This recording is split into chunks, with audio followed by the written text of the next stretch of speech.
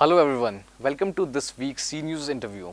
This is Nikunj Best from First MA MCS. Today we have with us Mrs. Savita Mandhana, a full-time counselor at Christ University. Welcome ma'am. Thank you. Ma'am, how does a counselor play a role that is different from a teacher or a parent?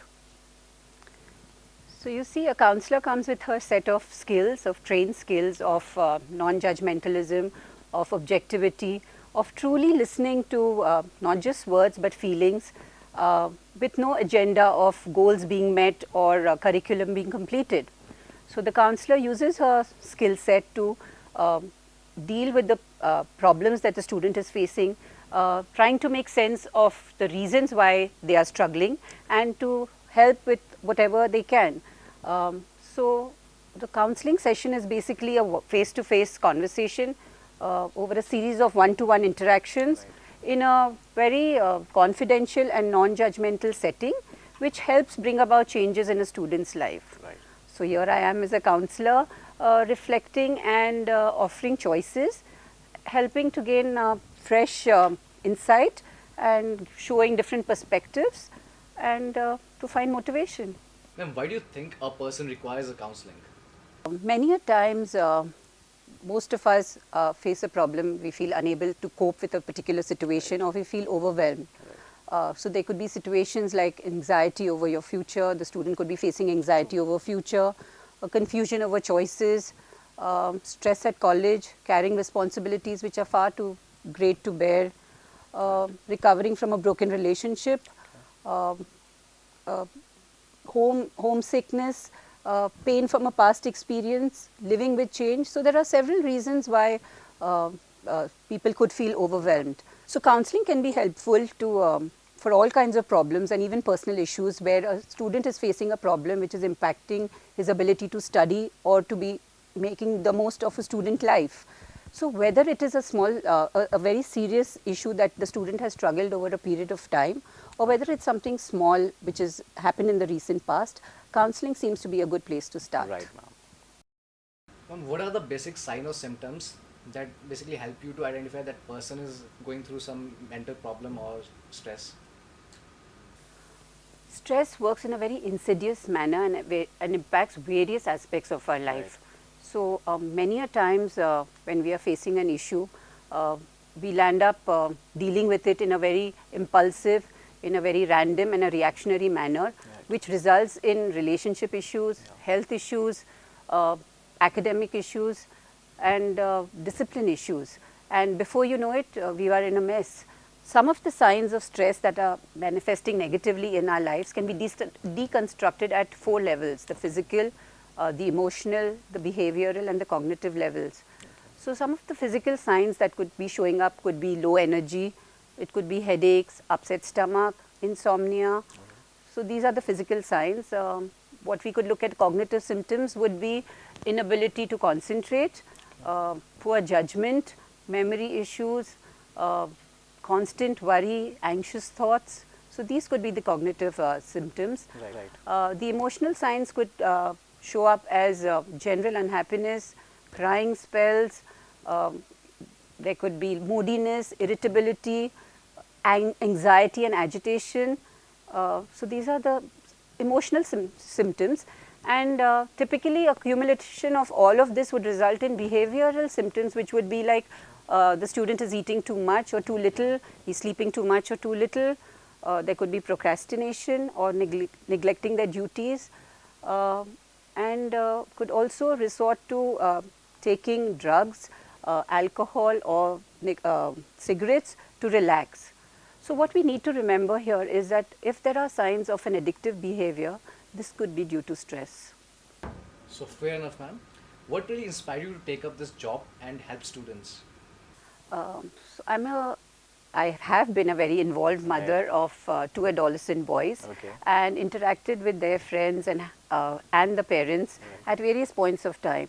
And what came up frequently was their frustration on not being able to being heard or listened to or being understood. So as a counselor and a life skills coach, I wanted to use my skills in reaching out and listening to the voice of the adolescents. So this is what I want to tell the adolescents. I'm here, I'm willing to listen. And so, you are always free to walk in my cabin whenever you feel like it. So there's a quote that I really, really like, and that keeps me inspired and motivated every day. At times our own light goes out and is rekindled by a spark from another person. So that was really an inspirational thought. So we'll move on to our next question. So when the students come to you for help, so what kind of different problems do they face?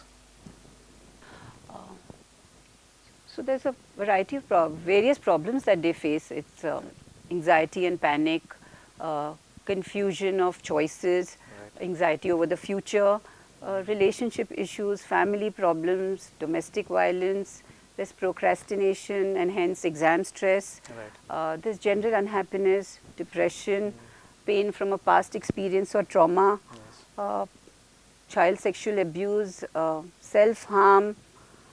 So there is a gamut of problems that the students face, and making sense of why they feel the way they feel can often bring relief, and it's enough to get them back on track.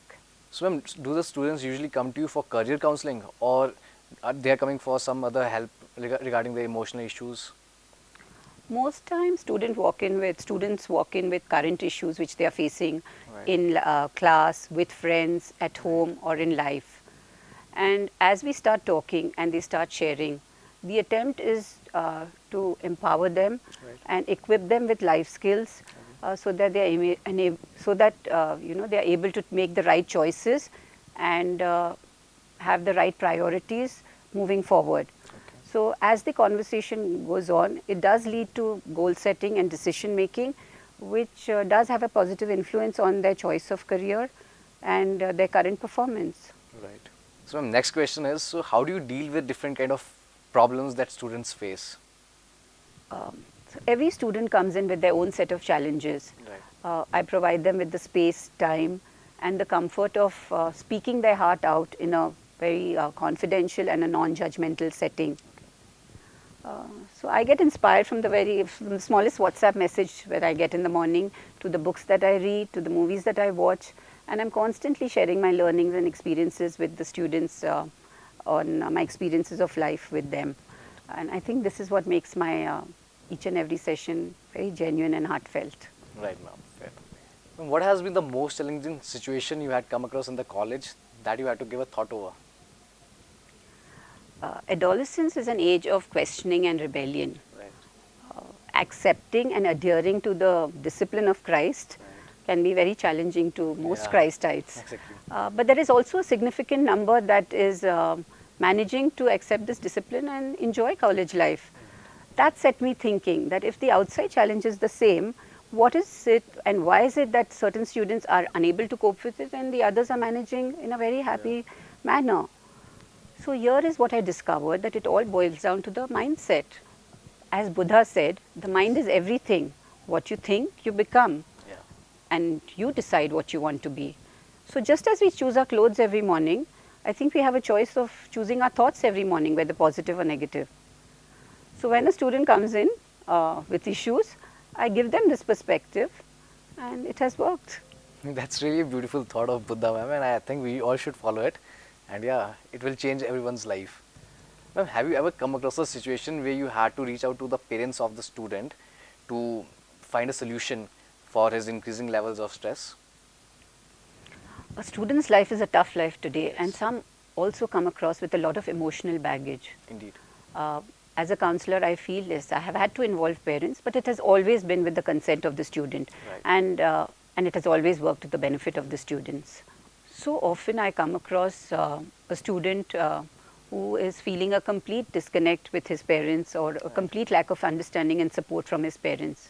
Here is when my communication with the parent, giving the student's perspective to them, helps in actually smoothing the relationship. I see a complete paradigm shift in emotional behavior and the approach of a student's life. So when I'm communicating with the parent, I give them a glimpse of the student's stress levels, and this kind of brings a level of understanding between them.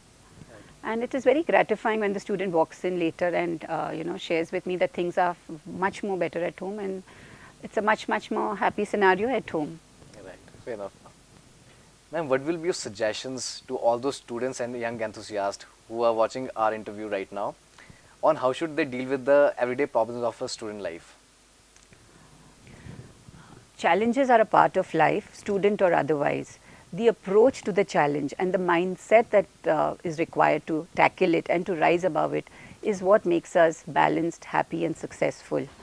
The years between 18 and 28 are the hardest psychologically. True. It's then you realize it's make or break. You no longer have the excuse of youth, and it's time to become an adult, but you are not ready.